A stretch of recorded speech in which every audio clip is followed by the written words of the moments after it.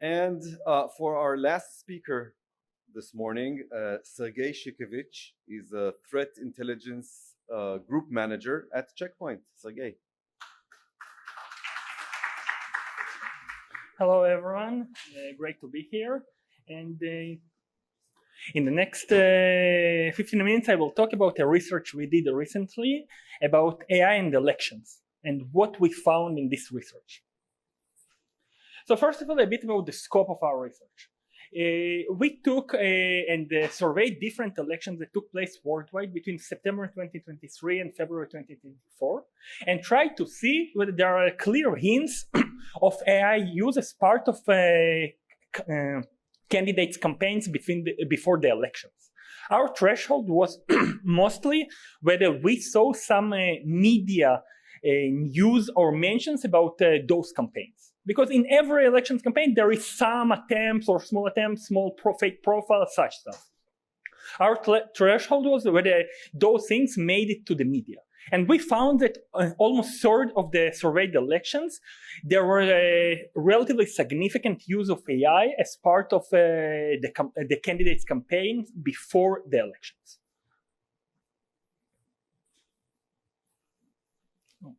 So who is using AI in elections campaign? There are three types of use we found out. One is candidates for themselves, to present and show themselves better, in better light, better proposition. Candidates against their rivals, to show their rivals in a bad light, and nation-state actors. Or likely nation-state actors, because in most cases it's not easy to prove it with 100% confidence. Now I will move to the examples.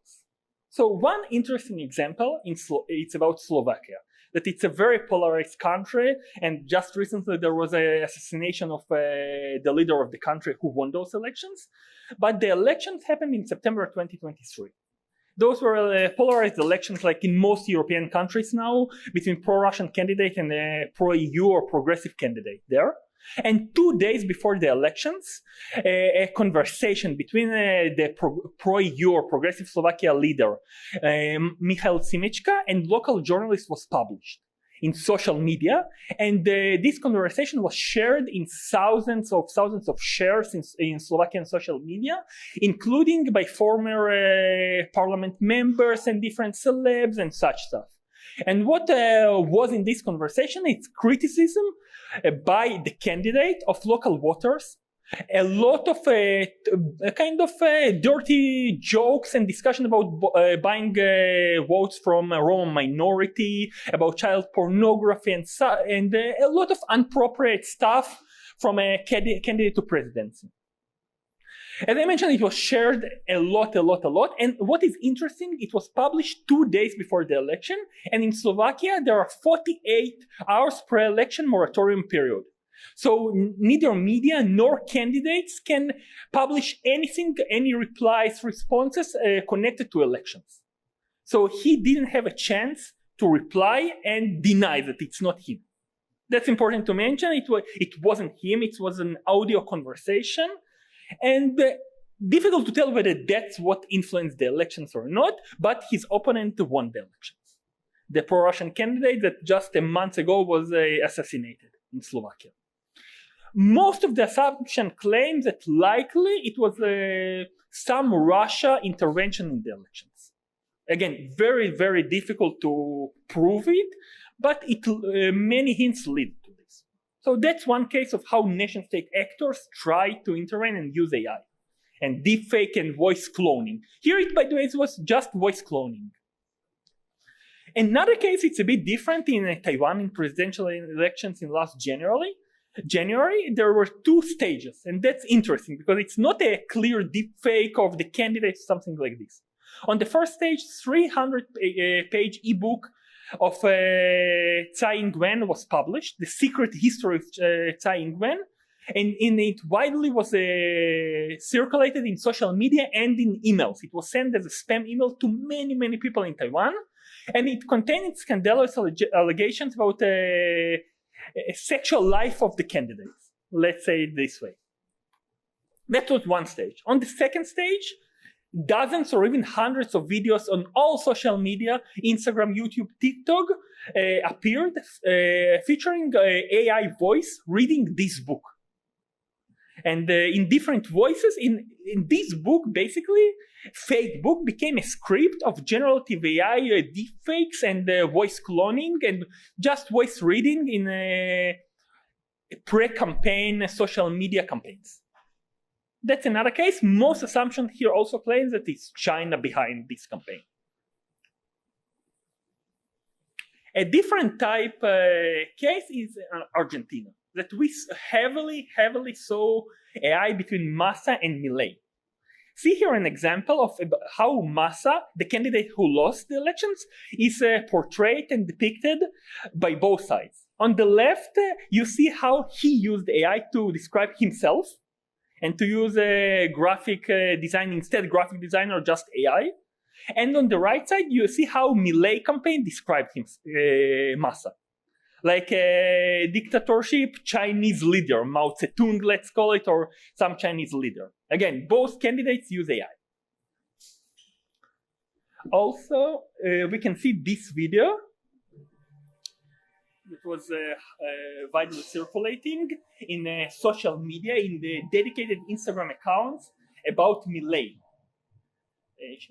As you see, showing him in a very ridiculous way. Of course, it's a deep fake. All this is a deep fake, and it was became very popular in Argentina. And it tells the craziness of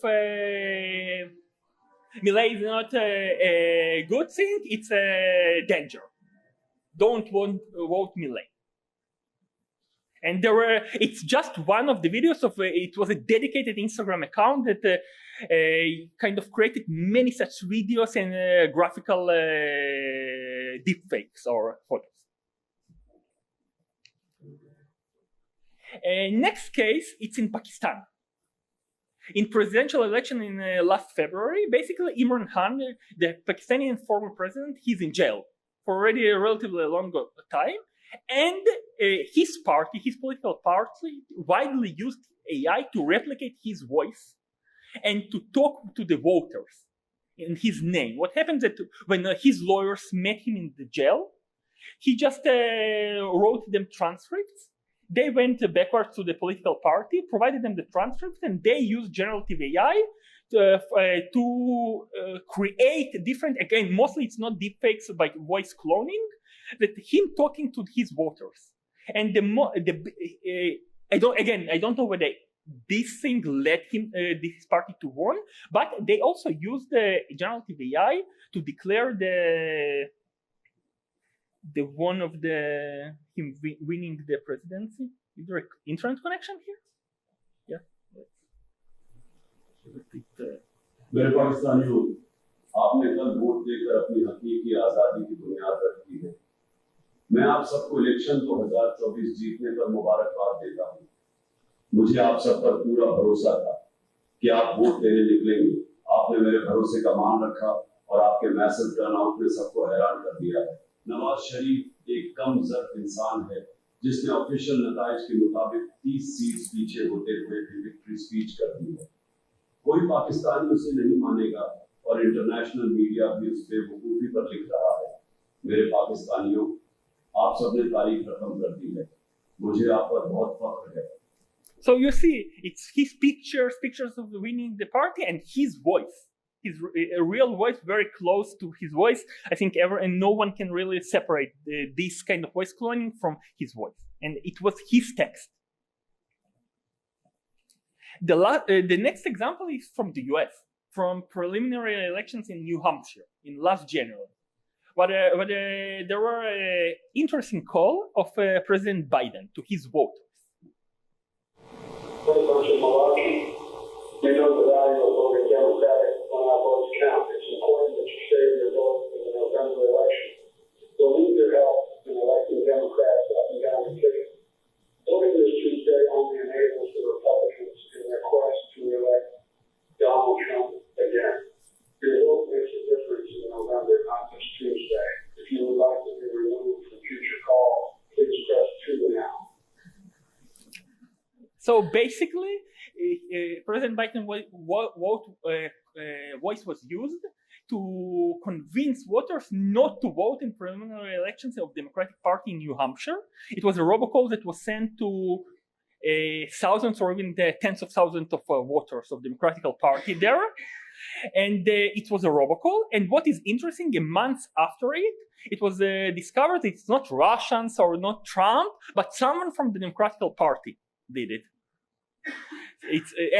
What is interesting in this case, there were no regulations at all in the United States against robocalls in elections context, and just 2 months afterwards, US added those regulations as a lessons learned from this case.